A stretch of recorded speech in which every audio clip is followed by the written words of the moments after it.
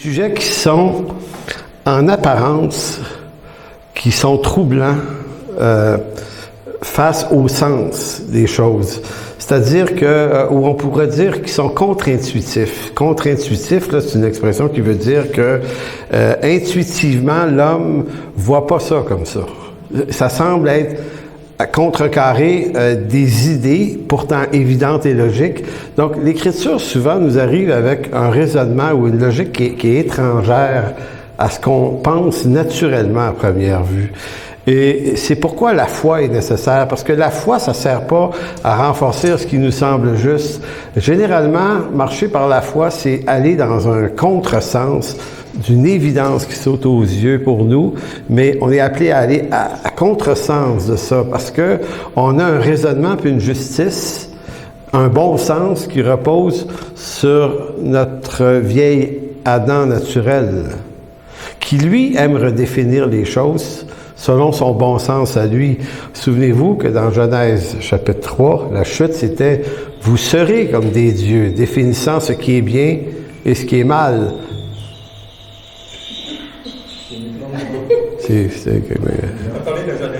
OK, c'est ça, c'est la création des oiseaux, ça c'est comme... Donc, pour revenir à ça, c'est que vous serez comme des dieux, connaissant le bien et le mal. Donc, le péché se définit pas simplement par de la grossièreté morale. Hein, le péché peut ne posséder aucune grossièreté morale, mais étant juste aussi et d'abord défini par moi, l'homme naturel, qui décide de ce qui est bien et mal, ou qui met le bien et le mal dans les bornes où j'ai envie de les mettre, plutôt que de les garder selon l'Écriture. Donc, lors de la dernière prédication, la dernière séance, ça fait 2 semaines de ça, ou 3, je pense. Aujourd'hui, on est à Lettre de Paul aux Romains, séance 89. Mais lors de la 88, ça fait 3 dimanches de ça, on a commencé à explorer Romains 13 qui traite de la soumission à l'autorité, et on a bien appuyé l'idée que c'est l'autorité séculière et non pas l'autorité spirituelle. Il faut vraiment définir, toujours rappeler que c'est 2 cadres, 2 ordres différents. Donc ici, c'est l'autorité séculière, donc les gouvernements, les magistrats du monde, en montrant que ce qui rend cette attitude d'honneur et de soumission possible, c'est parce que Dieu est souverain. Donc, c'est parce que Dieu est souverain que Dieu nous demande d'honorer les autorités séculières. Donc, notre foi est pas en eux, elle est dans le Dieu souverain, qui est le Dieu qui les élève et qui les rabaisse. Et c'est aussi à ce même Dieu-là que tous auront à rendre compte. Tous auront à rendre compte de ce qu'ils auront fait, de ce qu'il leur est confié, croyant ou pas. Donc, les hommes qui auront abusé du pouvoir qui leur était donné pour faire le mal vont rendre compte maintenant, ce qui nous est dit à nous, c'est qu'il ne nous appartient pas d'administrer la vengeance. On n'est pas le bras séculier, nous, en tant que croyants, qui peuvent juger de ces gens-là. Dieu s'occupe de ces gens. Nous, notre cadre de référence, notre cadre de jugement est pour ceux de la maison de Dieu. Donc nous, on a un regard sur les autorités spirituelles. Ça nous regarde. Ça, sous un ancien peut être mis en examen sur la déposition de 2 ou 3 témoins, nous dit l'apôtre Paul. Donc, un frère qui a péché, tu peux aller le voir pour lui dire, mais un ministre, une personne de ce monde, un policier, tu ne leur touches pas. Cet ordre-là appartient à Dieu. Donc, c'est important en théologie de séparer les choses. Donc, marcher par la foi implique parfois de suivre des idées, des croyances bibliques qui ne correspondent pas nécessairement au bon sens tel que nous le percevons, nous. Le bon sens humain est absolument indispensable, donc je ne veux pas laisser entendre que le bon sens humain n'a pas de bon sens. Le bon sens humain, c'est plein de bon sens pour les choses de cette vie. C'est indispensable à la réussite de cette vie d'avoir du gros bon sens. Mais le gros bon sens humain colle pas toujours au bon sens selon la volonté de Dieu, et on va en voir quelques exemples aujourd'hui dans cette prédication. Donc la foi, c'est ici que la foi, dans ce contexte-là, prend toute son importance car la foi nous transporte sur un terrain nouveau qui défie notre logique naturelle. Marcher par la foi consiste à aller plus loin que ce qui nous semble juste pour accepter ce que Dieu déclare juste et bon. Mais que nous, c'est pas sûr qu'on déclare ça juste et bon selon notre conception. Donc, on lit Romains 13, versets 1 à 7. Et juste ouvrir une lumière avant de lire le texte. L'apôtre Paul appelle les autorités supérieures, donc les autorités civiles, gouvernementales, les magistrats de ce monde. Il va les considérer comme des magistrats, pas des magistrats, mais comme des serviteurs de Dieu. Donc, quand on pense au bon sens, selon le bon sens qu'on pense, on se dit, c'est tout de même bizarre que l'apôtre Paul insiste pour nommer serviteurs de Dieu, diakonos, donc le même terme qu'on utilise à l'Église pour les diacres, les serviteurs dans l'Église. Il dit que eux sont des serviteurs de Dieu, des diakonos. Et Paul pèse fort là-dessus. Il met tout son poids. D'ailleurs, il met une intensité dans son discours ici qui est surprenante. Et pourtant, il nous dit de les respecter, de les honorer, de leur être soumis, malgré que l'apôtre Paul n'ignore pas que ces hommes ou ces femmes ne jugeront pas les choses du point de vue de la loi de Dieu, puisqu'ils l'ignorent. Ça n'a pas de bon sens. Vous pensez pas? Humainement parlant, là. Ou même chrétiennement parlant, il me semble que, Seigneur, si tu mets des gens pour magistrats et juges, ils vont nous juger selon quelle loi? Les lois humaines. Donc, comment ça se fait qu'on n'est pas au-dessus de ça, nous autres? Pourquoi l'Église n'est pas au-dessus? Dans son rapport avec cette humanité. L'Église, dans son rapport avec son éternité, elle est en rapport avec une entité des choses d'en haut, mais c'est une entité des choses, c'est le royaume de Dieu, c'est des choses d'en haut, mais il est sur la terre en ce moment. Donc, sur la terre, Dieu dit, vous allez vous accorder avec les gouvernements que je vais établir de mon autorité, qui marcheront pas avec moi. On le fait. C'est étrange. Donc, que toute personne soit soumise aux autorités supérieures, car il n'y a point d'autorité qui ne vienne de Dieu, et les autorités qui existent ont été instituées de Dieu. C'est pourquoi celui, et regardez la sévérité, là, c'est pourquoi celui qui s'oppose à l'autorité résiste à l'ordre que Dieu a établi, et ceux qui résistent attireront une condamnation sur eux-mêmes. C'est lourd de conséquences. Il dit, ce n'est pas pour une bonne action, c'est pour une mauvaise action que les magistrats sont à redouter. Veux-tu ne pas craindre l'autorité? Fais le bien, tu auras son approbation. Le magistrat est un serviteur de Dieu, diakonos, pour ton bien. Mais si tu fais le mal, crains, car ce n'est pas en vain qu'il porte l'épée, étant serviteur. Donc, serviteur de Dieu, pour exercer la vengeance et punir celui qui fait le mal. Il est donc nécessaire d'être soumis non seulement par crainte de la punition, mais encore par motif de conscience.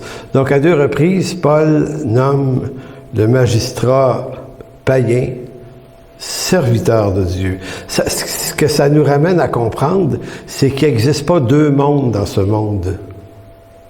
Ça prouve la souveraineté de Dieu. Dieu dit, même s'ils ne sont pas croyants et chrétiens, ils sont mes serviteurs quand même.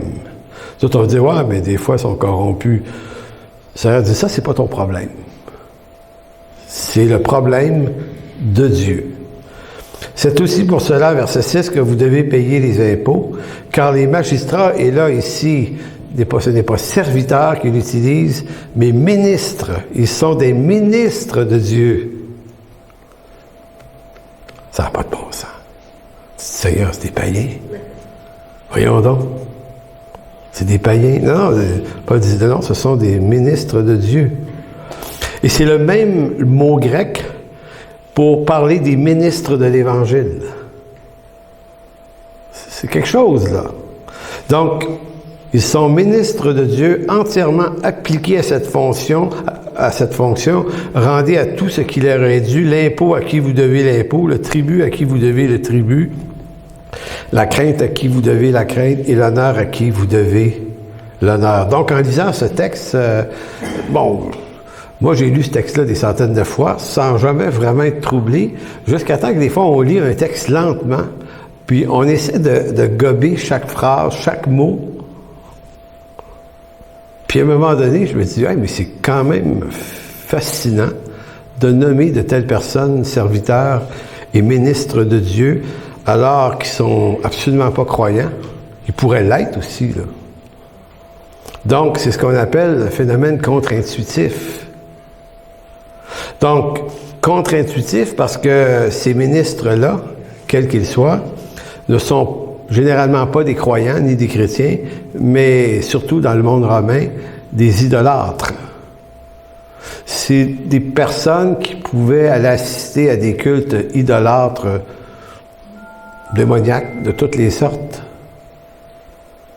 Peut-être pas, mais peut-être que oui. On est dans un monde multireligieux, dans le monde romain.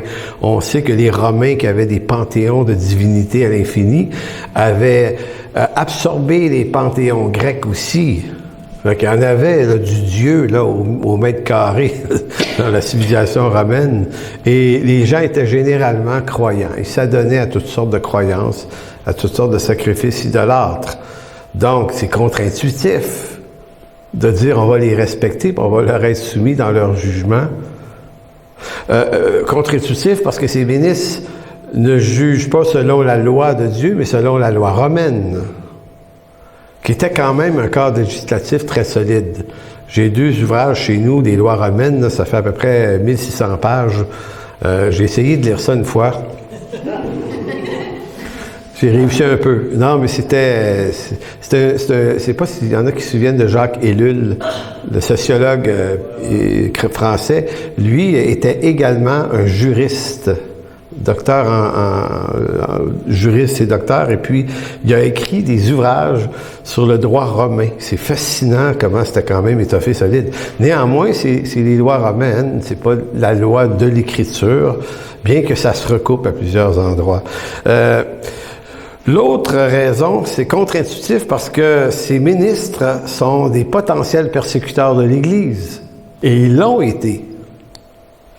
Fascinant. Ça fait qu'une bonne partie des apôtres et de la première génération des chrétiens ont été torturés, mis à mort, humiliés publiquement par des autorités romaines.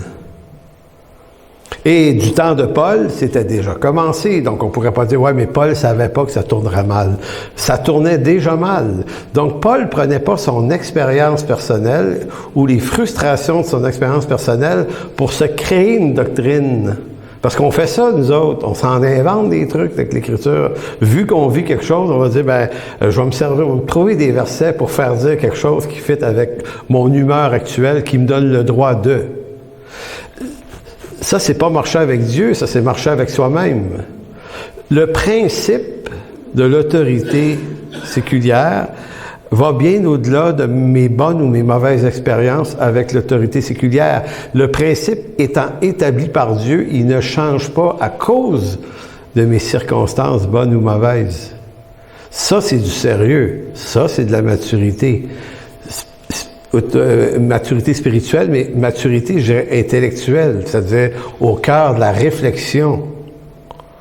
C'est contre-intuitif parce que ces ministres appartenaient à un système politique corrompu, le monde romain.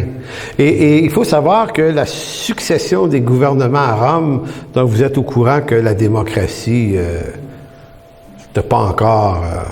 Ça avait existé 4 siècles avant à Athènes, là, mais ça avait échoué à Athènes, puis on n'a plus entendu parler pendant très, très longtemps. Donc, comment on prend le pouvoir à Rome? Par l'épée. C'est-à-dire qu'une dynastie de César pouvait, de père en fils, durer 1 ou 2 générations, après quoi un général romain triomphant revenait avec une puissante armée et pouvait souvent monter un complot contre le César, le faire assassiner et prendre sa place, lui et sa famille, et éliminer toute la famille de l'ancien César. Donc, c'était ça, les élections du temps. C'était rough, là. Et là, nous, on dit, mais Seigneur, et là, dans le contexte de Paul, c'est de ce genre de pouvoir-là dont il parle. Il dit, vous allez les honorer. Tu dis, ouais, mais c'est des meurtriers, c'est des sales mecs, ils sont dangereux. Le Seigneur dit, ça, c'est pas ton problème, c'est le mien. Ils vont me rendre compte à moi, tous, sans exception. Parce qu'ils sont appelés à faire le bien avec ça. Mais s'ils font le mal, ils doivent craindre Dieu, même s'ils ne savent pas qu'il existe. Dieu sait que lui, il existe, puis il sait que ces gens-là, il va les amener en jugement devant lui. Donc, ce sont des systèmes politiques corrompus, et je vais ajouter, pour le plaisir de la chose, pour vous dire qu'ils forment, ont utilisé le langage actuel, c'était l'élite mondiale qui voulait créer un gouvernement mondial.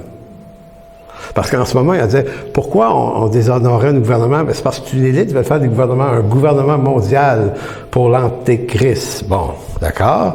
Mais qu'est-ce que vous pensez qu'était le monde romain? Les Romains voulaient conquérir le monde pour établir une loi romaine partout sur la terre connue.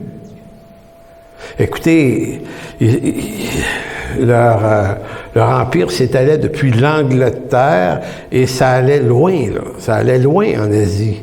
Puis Alexandre le Grand, avant lui, là, s'était rendu jusqu'en Inde. C'était énorme. C'est des empires plus grands que ceux qu'on a créés dans le monde moderne. Ils contrôlaient tout. La culture, la langue, l'économie et le militaire. C'était des gouvernances mondiales. Donc, quand j'entends des croyants capoter avec des gouvernements mondiaux, je comprends pas pourquoi, en ce moment, on craint ça, alors que Dieu a jamais autorisé un gouvernement d'avoir une gouvernance mondiale totale. Parce que ça dépend pas de la force des gens qui veulent le faire. Ça dépend du Dieu souverain qui met toujours un frein à ça, comme il le fait à Babel. Et la seule gouvernance mondiale qui existe vraiment, c'est celle du Christ. Il a déjà vaincu le monde et son royaume est déjà vainqueur. C'est une question de temps pour qu'on entre dans la plénitude de cette victoire-là. Mais la victoire est déjà assumée. Pour donner un exemple de ça, là, pourquoi y a-t-il encore des trucs démoniaques dans ce monde, même si le malin est vaincu, est déjà vaincu? Il est déjà vaincu, mais pourquoi il agit encore? Pour la même raison que quand la Première Guerre mondiale s'est terminée, ou la Deuxième Guerre mondiale s'est terminée, il y a un moment où ça se termine sur le plan officiel, et il se passe des semaines avant que ça arrête sur le terrain. C'est toujours comme ça. Ça serait moins de même aujourd'hui, parce qu'on est capable de communiquer vite au gars, hey, serre ton fusil, c'est fini, là. T'sais. Mais dans ce temps-là, il faut t'envoyer un gars qui traverse les champs de bataille, il faut qu'il arrive à se rendre vivant pour dire au général, la guerre est finie, mon général, ça fait 2 mois. Bon. Donc, tout ça pour dire que c'est contre-intuitif.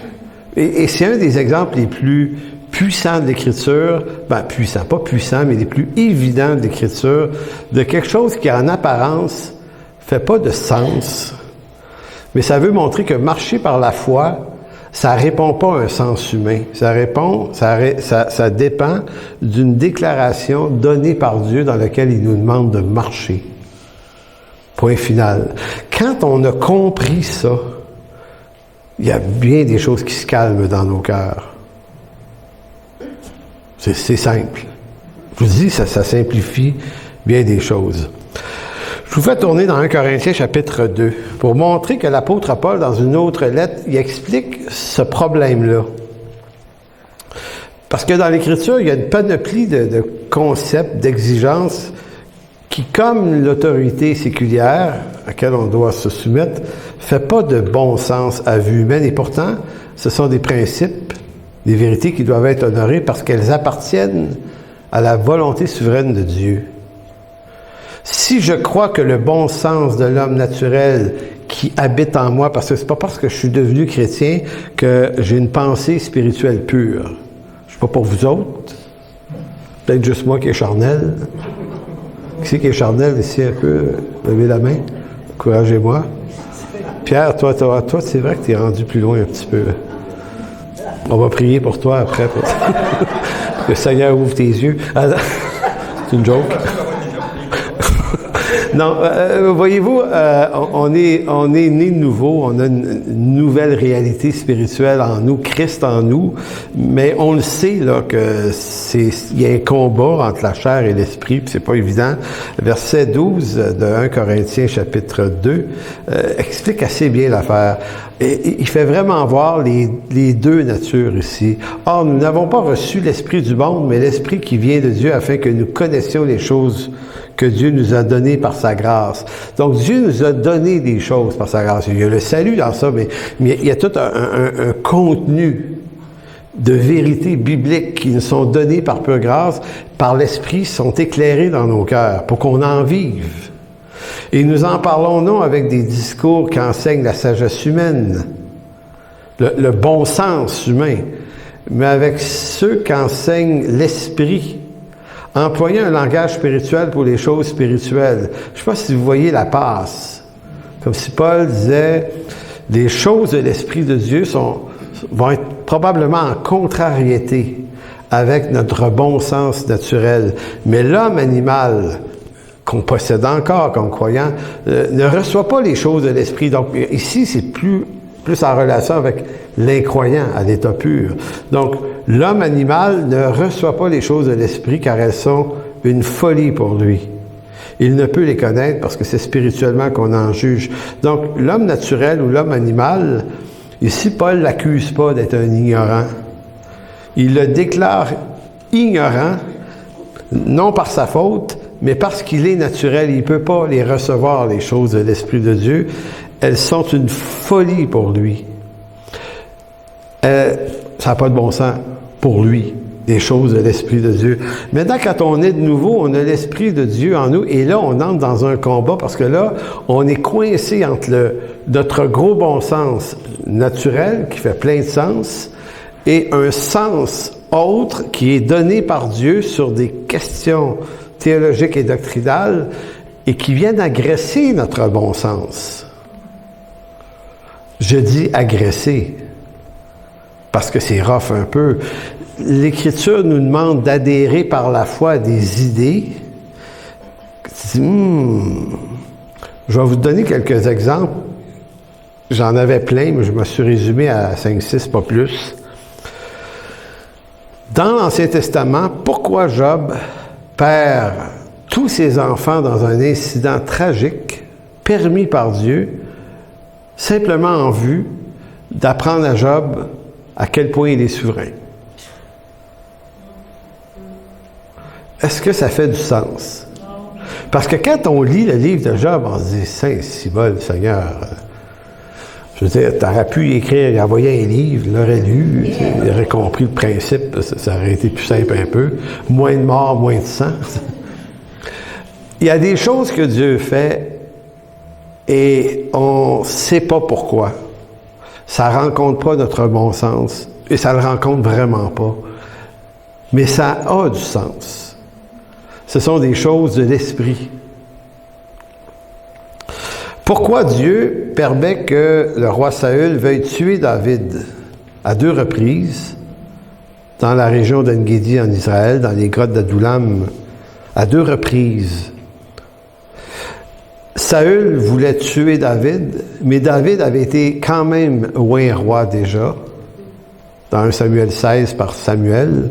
Saül avait déjà été rejeté, mais c'est encore la même affaire. La chose est officielle, mais il y a un temps qui s'écoule avant que la plénitude de la chose soit mise en place. Entre-temps, Saül veut tuer David. Et là, tu te dis, Seigneur, pourquoi? Tu sais, si tu veux que David soit le nouveau roi, puis Saül ne soit plus, y a-t-il une délégation qui pourrait aller visiter Saül, dire qu'à Saül, c'est assez, là? Non. Tu dis, non, on va laisser... c'est pas des mois, c'est des années. Donc, David est pourchassé par un roi fou qui veut le tuer. Mais ça ne s'arrête pas là. À 2 reprises, David se retrouve par des hasards voulus de Dieu dans une grotte où Saül dort, pourrait l'égorger vivant, ni vu ni connu. Et tous les hommes de David, des hommes de guerre, disaient David, certainement l'Éternel a livré ton ennemi entre tes mains. Coïncidence de même, ça s'achète pas. Et là, c'est pour ça que moi, j'ai beaucoup... Les coïncidences qui sont permis de Dieu ne nous révèlent pas nécessairement la volonté de Dieu. Il faut faire bien attention. Ce qui nous révèle la volonté de Dieu, c'est l'Écriture. Donc, la coïncidence que Dieu a permis dans la vie de David, ça éprouve David sur sa soumission à Dieu. Écoutez, il y avait de la pression. Les hommes de David étaient tannés, eux autres aussi. Ils participaient à la fuite avec David. On avait plein le casse en disant, pourrais-tu rentrer chez nous? Quand David, on le tue. Fini. Demain matin, t'es roi. Nous, on règne. On retrouve nos familles. On est des boss. Puis le Seigneur l'a livré. Puis quand ça arrive une deuxième fois, t'as l'impression que les gars s'impatientent en disant, écoute, David, va-tu te falloir une troisième puis une quatrième fois? Quand est-ce que tu vas comprendre, mon innocent? Et David est plus fort qu'eux parce que la foi qui est en lui, c'est pas une foi émotionnelle dans son ressenti, c'est une foi biblique. Et bibliquement, il sait que l'Écriture demande de ne pas toucher au oint de l'Éternel. Il y avait 2 sortes de oints, surtout en Israël, les rois et les sacrificateurs. En passant, les pasteurs ne sont pas des oints de l'Éternel. Au cas où vous ne le penseriez, là, ça n'a aucun rapport. Le oint de l'Éternel, l'expression était destinée à pointer vers Jésus-Christ, le oint de l'Éternel, et les rois et les sacrificateurs d'Israël étaient une image, un type de l'onction du vrai oint de l'Éternel qui trouve sa fidélité en Jésus-Christ. Donc, qu'est-ce qu'un pasteur? Un serviteur de Dieu comme tout le reste. Maintenant, c'est contre-intuitif, ça aussi, cette affaire-là, cette histoire de David, du Seigneur. Pourquoi tu ne l'arrêtes pas? Mais Dieu va l'arrêter un peu plus tard. 2 Samuel 1, il est mort sur le chantier de la guerre. Ça s'est réglé là. Mais c'est contre-intuitif, quand même. L'apôtre Paul va dire dans 2 Corinthiens 12, c'est quand je suis faible que je suis fort. Moi, je dirais, j'aime mieux être fort quand je suis fort. C'est intéressant quand même. Non, Paul dit non, mais OK, oui, dans ce monde-là, si tu veux faire des grandes choses, tu as avantage à être fort, à avoir les moyens pour le faire. Mais avec Dieu, c'est une nuisance. Dieu va faire plus à travers toi si tu n'as pas les moyens de le faire parce que c'est son esprit en toi qui va pouvoir enfin prendre la place puis faire arriver la chose. Bon, humainement parlant, ça fait pas de sens. Spirituellement parlant, ça fait plein de sens. Matthieu 9, priez, tournez pas là, hein, c'est pas important là. Priez le maître de la moisson d'envoyer des ouvriers dans la moisson. C'est extrêmement contre-intuitif, ça aussi, parce que je dis ça souvent quand je touche à ce texte-là. Moi, si j'avais été là, j'aurais dit à Jésus, si c'est toi le maître de la moisson, tu connais mieux que nous les besoins de la moisson. Puis si c'est toi qui es le Seigneur souverain, ben envoie-les. Vous avez pourquoi nous demander de prier là-dessus? Je ne sais pas si vous comprenez, la game est étrange. Mais Dieu dit, non, vous allez prier le maître de la moisson d'envoyer pas des musiciens, excusez, des ouvriers dans la moisson. Et la prière a été répondue dans Matthieu 28. Dans le même livre, Jésus envoie les ouvriers dans la moisson après sa résurrection, il envoie ses apôtres. C'était eux. Mais ça reste que, pourquoi Dieu leur demande de le demander? Et un dernier exemple, Dieu endurcit le cœur de Pharaon. Ça, c'est un des plus fun, ça. Je pense que c'est 6 ou 7 reprises. Et Dieu endurcit le cœur de Pharaon. Donc, imaginez la scène, vous êtes Moïse. Vous êtes appelé à libérer le peuple, vous le savez. Et là, l'Éternel Dieu dit à Moïse, tu vas aller voir Pharaon, tu vas lui demander de laisser partir mon peuple. OK, d'accord. Et moi, pendant que tu y vas, je vais endurcir son cœur pour qu'il refuse. Ça n'a pas de bon sens. C'est plein de choses comme ça dans l'Écriture. Plein. Donc, ça explique pourquoi marcher avec Dieu consiste à marcher par la foi. Marcher par la foi, ça veut dire marcher autrement que dans mes raisonnements naturels. Ça va m'amener à prendre des décisions que naturellement je ne prendrais pas. Donc, les héros de la foi dans l'Ancien Testament sont ainsi nommés, puis ceux du Nouveau aussi, là, parce qu'ils ont fait pas parce qu'ils ont fait des grandes œuvres ou des grandes choses pour Dieu, bien que certains en ont fait, là, mais s'ils sont des héros de la foi, c'est parce qu'ils ont appris à marcher avec Dieu en suivant la volonté de Dieu plutôt que leur instinct naturel. C'est ça un héros de la foi. C'est quelqu'un qui se contourne lui-même. David a marché par la foi, on le sait, en refusant de tuer Saül. Écoutez, ça demandait beaucoup plus de force à David pour résister à l'envie de tuer Saül. Parce que il n'est pas comme vous et moi. Tu sais, moi, si je vous disais, on va-tu tuer quelqu'un, en tout cas une épée ici, bien aiguisée surtout, ou des outils. Hein, Monsieur Belair, vous avez des bons outils coupants chez vous, j'ai vu ça l'autre fois. Non, comprenez-vous? On va dire, on va aller tuer quelqu'un. Tu sais, le pire des écœurants, là, il est attaché à terre, pour dire qu'il faudrait le tuer, c'est un écœurant. Mais nous autres, on n'est pas des hommes de guerre. Hein? Moi, je serais là, vas-y, toi. Ça me tente comme pas. Oui, mais il mérite. Ah oui, il mérite. Mais, je sais pas. Puis toi, tu veux-tu bien? Moi, je sais pas. Moi, je voudrais bien dormir à ça. Je me vois pas bien dormir après. Mais David, il n'est pas comme ça. David, là, jeune homme, il a coupé la tête du géant dans 1 Samuel 17. Il a garoché une roche. Il a terrassé le géant. Savez-vous ce qu'il a fait après? Il a coupé la tête, il l'a pogné par les cheveux. Tiens, ces petits gars de, je sais pas, 16-17 ans, t'es là, David, calme-toi.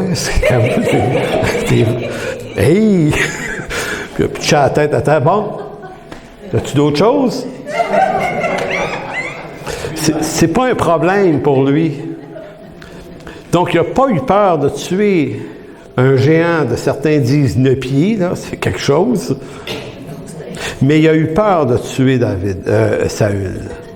Ça, là, ça a fait lever dans son cœur une énorme frayeur. Donc, vous voyez comment la foi, ça agit. Donc, la foi, elle n'accompagne pas tes émotions et ton ressenti. La foi découle d'une parole donnée par Dieu qui te dit ce que tu dois faire, puis ce que tu peux pas faire, puis tu vas rester coincé là. Puis il a dit à ses hommes, non, loin de moi l'idée de toucher au oint de l'Éternel. Pour lui, c'est une des pires abominations. Si je veux avoir du trouble pour le reste de ma vie, j'ai juste à toucher au oint de l'Éternel. Fait qu'il dit, Dieu va m'accorder la délivrance, à lui la vengeance. C'est ça un héros de la foi. C'est quelqu'un qui se maîtrise et non pas quelqu'un qui se laisse aller par la foi à toutes ses envies. Donc, parce que dans notre monde chrétien, la foi, aujourd'hui, là, la foi est plutôt vue comme le moyen de faire arriver ce qui nous semble bon. Mon feeling, c'est ça. Tu sais, je l'aime plus, j'aime ça, j'aime pas ça. Tu sais, on est dans nos émotions et c'est ça qui dicte nos gestes et nos décisions. Alors que la foi nous dit, non, c'est pas ce terrain-là, c'est le terrain de l'Écriture seule, sola scriptura. Donc, c'est pour ça qu'aujourd'hui, on est dans un monde où la foi, un monde chrétien, où la foi est au service de notre destinée, pleine de prospérité et d'abondance. Plein d'églises qui ont enseigné ça un matin. On va littéralement, comment est-ce qu'on dit, bourrer les gens, tu sais, quand tu... Gaver, c'est ça. Gaver les gens de quelque chose pour leur donner de l'espoir parce qu'ils ont une vie misérable, ils se font tous à croire qu'ils sont hyper spirituels. Donc, à chaque dimanche, on rajoute une couche de gavage, de trucs que Dieu va faire des choses. J'ai entendu dernièrement qu'au mois de mai, on devait rentrer dans la saison des miracles. Au Québec, ça serait extraordinaire ce qu'on verra, on n'aurait jamais vu ça. J'ai écouté le gars. Mois de mai fini. Mois de juin commencé. Ça fait 40 ans qu'on écoute ça. C'est des menteurs, des faux prophètes. Et curieusement, personne ne les reprend.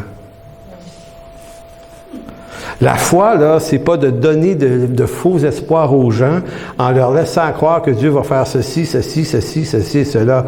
La foi, c'est de marcher. Et Dieu est capable de faire des grands miracles. Moi, j'ai rien contre ça. Mais on peut pas appeler le miracle. Dieu fait arriver des miracles dans son temps. Donc, on peut pas caler une soirée de miracles. De dire, il va prophétiser, il va faire des miracles. Ce soir-là, cette place-là, voici l'adresse. Tu dis, oui, mais il ne pourra pas faire ça chez nous. Non, non, ça se passe là, ce soir. Il ne peut pas être à deux places en même temps, là. Il va être là, il va être avec nous autres. Donc, on prétend pouvoir, nous, créer une stimulation sur Dieu pour le faire agir un soir, parce que là, on dit au Seigneur, regarde, on a fait déplacer 300-400 personnes, Seigneur, il ne faut pas t'aider décevoir. On se craint, on se fait croire tellement de choses. Et moi, j'ai tellement vu de gens trompés par des trucs de même. Alors que marcher par la foi, écoutez, si vous marchez pieusement en Jésus-Christ, vous risquez d'être persécuté. Paul dit, on est les balayeurs du monde. Donc, marcher par la foi, c'est marcher par la foi dans le courage que Dieu nous donne à chaque matin de s'élever puis de continuer cette vie-là, dans l'espoir qu'un jour, ça va se terminer par la résurrection des morts et le retour de Jésus-Christ. Puis entre-temps, là, la foi va nous nourrir d'une paix puis d'une joie qui vient du fruit de l'esprit, malgré le trouble. Puis des fois, Dieu va nous en délivrer. Puis des fois, il va nous guérir. Mais bien souvent, il ne le fera pas. Parlez-en à Job. Parlez-en à tous les héros de la foi où ils n'ont pas eu une destinée absolument merveilleuse. Donc, c'est pour ça que la foi implique notre obéissance à Dieu, même si en obéissant aux autorités séculières, on risquerait d'en sortir perdant. Donc, l'obéissance doit-elle être absolue? Et là, vraiment, la semaine prochaine, je vais continuer là-dessus. C'est-à-dire qu'il nous est demandé d'être soumis aux autorités séculières, mais y a-t-il des conditions dans lesquelles la résistance à l'autorité est justifiée, voire nécessaire? Doit-on obéir dans certains domaines et pas dans d'autres? La réponse à ça, c'est oui. Il y a toutes sortes de contextes dans l'Écriture où les apôtres ont dit non. Lorsqu'on a voulu leur interdire de prêcher l'Évangile à 2 reprises dans Actes 4 et 5, là, les apôtres ont dit non, non, nous, on va obéir à Dieu plutôt qu'à vous là-dessus. Si un gouvernement nous demandait d'être malhonnête, de voler ou de tuer, on dirait non. En tout cas, moi, je dirais non. On dirait, ouais, mais c'est le gouvernement qui te le demande. Non, parce que l'Écriture me dit, tu ne tueras point, tu ne voleras point, tu ne mentiras point. Donc, la loi de Dieu, là, la loi reste notre meilleur éclairage, c'est la limite. Pour le reste, il nous demande de payer un peu plus d'impôts ou de porter un masque, même si c'est bien désagréable. On va dire, ben, c'est pas le fun, mais regarde, ça, c'est pas la fin du monde. C'est des affaires, c'est des bébelles. Puis ça pourrait être très désagréable, puis c'est pas si grave que ça. Puis vous le voyez à travers l'expression d'un homme comme le prophète Daniel, qui, lui, puis est probablement l'exemple le plus frappant parce que il se retrouve, je sais que je dis ça quasiment dans tous mes messages, mais ça me fait tellement plaisir de répéter ça. Daniel, là, son peuple a été assassiné par centaines de milliers par les armées de Nabuchodonosor. Mais lui, il avait lu quelque part, ça se trouve dans Jérémie 27, tournez pas là. Jérémie avait prophétisé que Nabuchodonosor allait s'emparer d'Israël, puis allait amener les peuples captifs en Babylonie, puis Jérémie dit, « L'Éternel vous demande de vous soumettre à Nabuchodonosor. » Jérémie 27. Daniel, c'est un gars pas compliqué. Il dit, OK. Puis Nabuchodonosor, il n'a pas fait ça par démocratie, pour gagner les élections, là, puis il dit, bah, regardez, je prends une décision. Non, non, lui, c'est... tu viens où on t'égorge. C'est violent. Et Daniel, c'est le gars qui a dit, OK, si c'est ça la volonté de l'Éternel, on va aller à Babylone. Puis Daniel est devenu un des serviteurs les plus fidèles de Nabuchodonosor. Chercher l'erreur. Non, il n'y a pas d'erreur, il n'y a que de la foi. L'expression de la foi, c'est que Daniel craint l'Éternel. David craignait l'Éternel. Ces grands hommes-là craignaient l'Éternel plus que ces bonhommes-là. Parce que c'est pas vraiment ces hommes-là qui le craignent. C'est la vraie crainte de l'Éternel te fait obéir à Dieu. Amen. Merci, Père, de bénir abondamment. Seigneur, merci de nous donner de l'intelligence, de la sagesse et une connaissance rénovée, restaurée de notre rapport à l'autorité, nous qui vivons dans un siècle où la rébellion, la résistance, l'opposition, c'est monnaie courante, c'est encouragé, c'est là, c'est ultra présent tout le temps, tout le temps. Et Seigneur, on ne peut pas s'empêcher d'être, en partie en tout cas, contaminé par ces philosophies qui passent. Et c'est pourquoi, Seigneur, on veut honorer ta parole par la foi, sachant qu'il va y avoir des moments difficiles. T'obéir, Seigneur, c'est souvent s'attirer des ennuis avec les gens de ce monde. Mais Seigneur, on veut rendre la crainte à qui elle est due, comme l'apôtre Paul le disait dans Romains 13, 7. La crainte à qui elle est due. Et la plus haute forme de crainte qui t'est due, c'est à toi qu'elle est due, Seigneur. Alors, merci, Père, de rendre ça concret, plausible, évident dans nos propres cœurs. Amen. Merci.